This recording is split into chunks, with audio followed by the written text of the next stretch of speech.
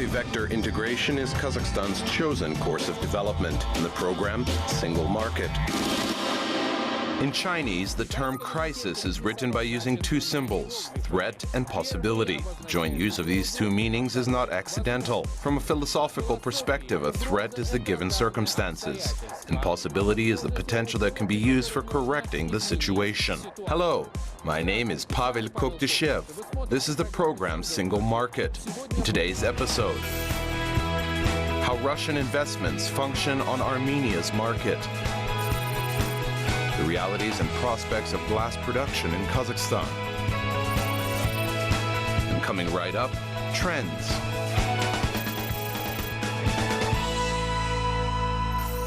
In the spring of this year, the country's president announced Kazakhstan's plan of actions, 100 concrete steps. According to the assessments of the world-leading experts, the main aspects of the new program are a step-by-step strategy and a localized and precise tactic, both of which are very timely within the context of the unstable geopolitical world situation. Taking into account the focus of our program, let's take a look at the concrete initiative, National Champions, from the plan's provision on industrialization and economic growth. And so, who can compete for the status of national champions or the right to benefit from the financial support of the government? These are medium businesses that operate in the non-oil and gas sector, demonstrating high competitiveness. Following the recommendations of the consulting company McKinsey, the following decision was adopted. The company should be working in one of three priority spheres of the processing sector. These are machine building, manufacturing of construction materials, and the food industry. They should demonstrate a positive growth dynamic, use an effective business model, and have an annual turnover of no less than 2 billion tenge, but no more than 30 billion tenge. As a result, 28 companies out of 300 were chosen. What they have in common are average growth tempos of 10% in the last 3 years, and a 9 to 10% share of exported products out of the total volume of production. What can these companies that are in the pool of national champions expect in terms of benefits? Optimal conditions of interbank loans and leases, subsidized interest rates, insurance on exports, and receipt of grants for innovation. And to summarize, in turn, what will be the contribution of these 28 national champions? An average 10% rise in labor productivity, an increase in the volume of exports up to 30%, an increase in the level of import substitution by 66 billion tenge, and creation of 5,000 new workplaces. And looking a bit ahead, if these forecasts hold up, then it can be said that this concrete step towards bringing up national champions was made with justified confidence. Last year, Armenia attracted foreign investments in the amount of 617 billion drams. The top three investor countries are Russia, 270 billion dram, Cyprus, 95 billion, and Germany, 85 billion. Was Russia able to secure its lending position, and what enterprises operate in Armenia with participation of Russian capital? Our correspondent in Yerevan, Elena Kazaryan, brings us the report. Today, 1,300 companies with participation of Russian capital operate on the territory of Armenia. The range of their business interest is quite wide. These include energy, transport, banking sector, insurance, ore mining and processing sectors, medicine, and the sphere of telecommunications. This Russian telecommunications company entered the Armenian market 3 years ago. Over this period, it invested $30 million into the development of the fiber optic network. Today, it covers 80% of Armenia's territory with its services. The company's plans include offering high-quality internet services to the countries of the Near East by relying on the country's logistics. This primarily includes the neighboring Iran. The fact that Armenia and Russia are members of the Eurasian Economic Union opens up greater opportunities before the company. The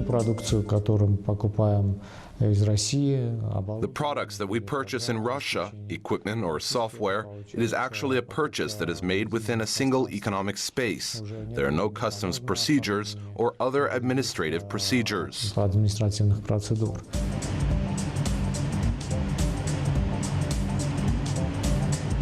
However, a remark should be made here. This telecommunications company entered Armenia's market with its own investments before the Eurasian Economic Union began operating. As statistics show, in the first 6 months of 2015, Russian investments into Armenia's economy decreased. And it is more likely that the end results of this year will not show Russia among the leading investors in Armenia. Today, the investment ranking is dominated by Germany and Cyprus. Each country has invested $23 million. Next are the United Arab Emirates with $19.6 million. For now, Russia is in 8th place with around $5 million.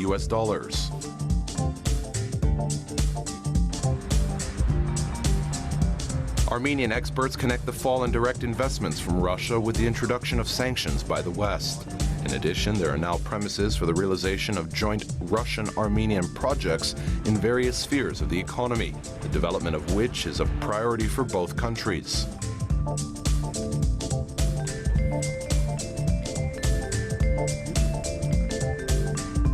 Заинтересованность, конечно, возросла.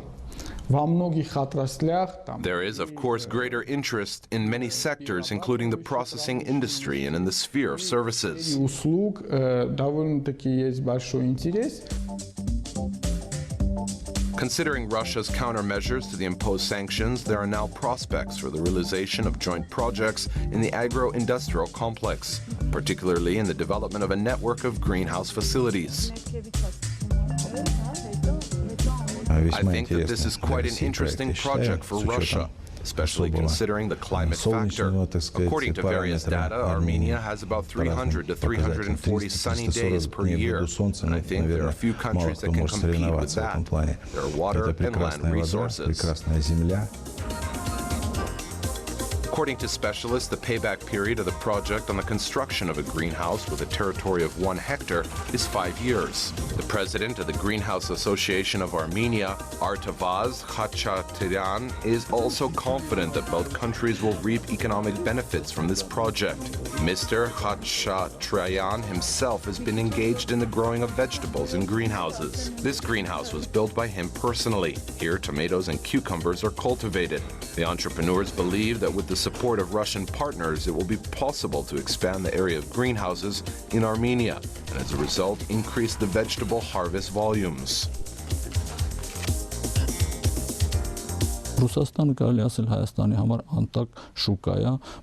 For Armenia, Russia is an unlimited market. I think that with our products, we can satisfy only 5 to 10% of the demand for fruits and vegetables. If we can increase exports, then this will generate greater revenues for our farmers, the economy as a whole, as well as Russia, because we're talking about environmentally clean agricultural products.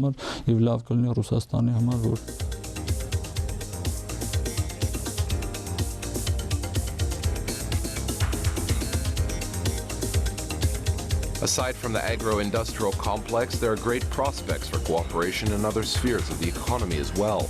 Rosneft is planning to open a plant in Armenia for the production of synthetic rubber. The cost of this project is approximately $400 million. Rosatom has signed an agreement in the amount of $300 million on the prolonging of the operations of the existing atomic power station. Among other investment projects, there's the creation of joint enterprises, UAZ Armenia and Me Armenia, for the assembly and repair of automobiles and helicopters. These initiatives show that Russia, as the main strategic ally and economic partner of Russia in the Eurasian Economic Union, within the new context, is planning to return to its leading position in the volume of its investments into the country's economy. Elena Gazaryan, exclusively for Single Market from Armenia. Glass. It is difficult to imagine the work of the construction sector, food industry, the petrochemical and pharmaceutical sectors without this material. Not every country is able to organize closed-cycle glass production. The main problem, glass sand reserves that are used as raw materials for enterprises that produce glass products. Our special correspondent, Oleg Boldarev, tracked the process of a Kazakhstani enterprise, from procurement of raw materials to the production of final products. It is hard to imagine, but in the Mesozoic era, a shallow water ocean with a depth of 40 meters was located on the territory of the current Aral Sea. It was precisely during this period that the process of erosion of quartz was occurring. As a result of this, rich deposits of glass sand accumulated. This depository of glass sand with a territory of 64 hectares is under the ownership of the Kazakhstani company Layton Market. It is located not far from the Chumish station, 75 kilometers away from the Aral city. The quarry is considered to be unique not only by Kazakhstani standards. There's no more glass sand of this quality. This is the pre-Aral region, huge reserves, billions of tons of sand. Very clean sand that could be used in the production practically without enrichment, right from the bucket. Another special feature of the Aral deposit field is that the quartz sand is extracted here using an open method.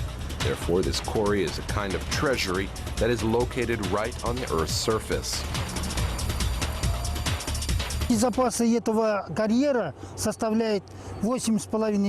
geologic reserves of this quarry are 8.5 million tons. In the last 15 years of this volume, we've extracted only 1 million tons. This means that there is enough reserves for another 70 to 80 years. The quartz sands of the Aral region have a minimal content of pigment because they do not contain clay. In terms of the fractional composition, the sands of the Aral deposit fields differ from other sands. They are more resistant to physical and chemical impact, and the most important aspect is that their content of silicone reaches 99%. Monthly, up to 15,000 tons of sand are extracted from this field. This is equivalent to 200 train wagons. The main share of the extracted volume is exported to Kyrgyzstan and Uzbekistan.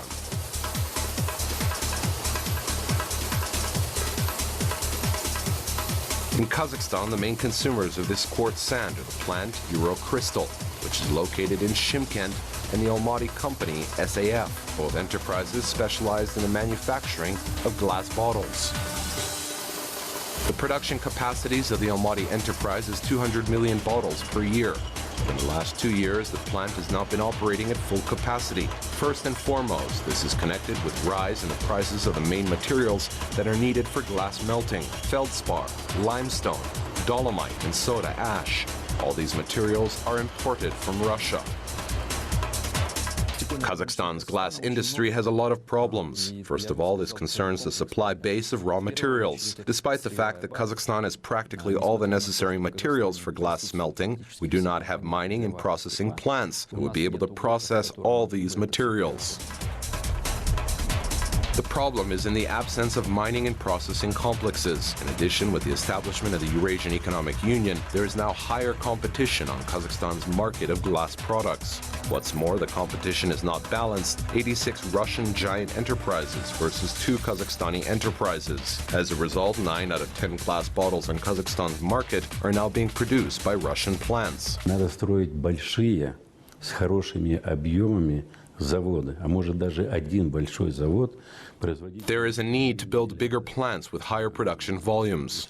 Perhaps even just one plant with a production volume of no less than 1 billion glass bottles per year. Then Kazakhstan will be able to compete with Russian plants. Допустим, с российскими заводами. Another factor that is slowing down the development of Kazakhstan's glass industry is the shortage in qualified professionals.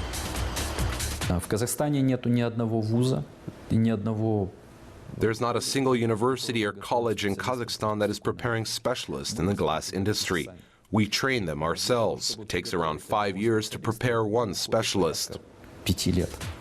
According to specialists, the resolution of this problem should begin already today, because another enterprise that is currently being built in Kyrgyzstan will also mostly likely face the problem of the shortage in qualified personnel. What's more, this enterprise is to become the flag bearer of Kazakhstan's glass industry. It is where sheet glass will be produced, and then not one but 2 types of closed-cycle productions will be developing in Kazakhstan, starting with the extraction of quartz sand all the way to the sale of final products.